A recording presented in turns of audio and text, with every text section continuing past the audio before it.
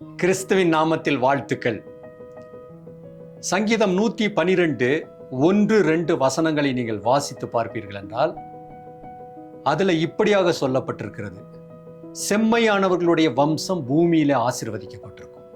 உங்களுடைய வம்சம், உங்களுடைய சந்ததி, உங்களுடைய பிள்ளைகள் பூமியில ஆசீர்வாதமா இருக்க வேண்டும், அவர்களுக்கு நல்ல எதிர்காலம் இருக்க வேண்டும். நீங்க விரும்புறீங்களா? நீங்க கர்த்தருக்கு பயப்பட்டால் அப்படி நடக்கும். ஏனென்றால் அதுதான் ரகசியம்.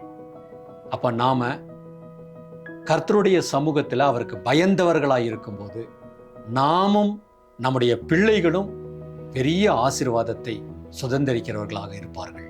அப்படி செய்யலாமா? ஜெபிக்கலாம். அன்புள்ள நல்ல பிதாவே, உமக்கு பயப்படுகிற பயத்தை எங்களுக்குள்ளாகவும் எங்களுடைய பிள்ளைகளுடைய வாழ்க்கையில் நீர் வைத்திரணும். நாங்கள் ஆசீர்வதிக்கப்பட போகிறதற்காய் நன்றி. இயேசுவின் நாமத்தில் பிதாவே, ஆமேன்.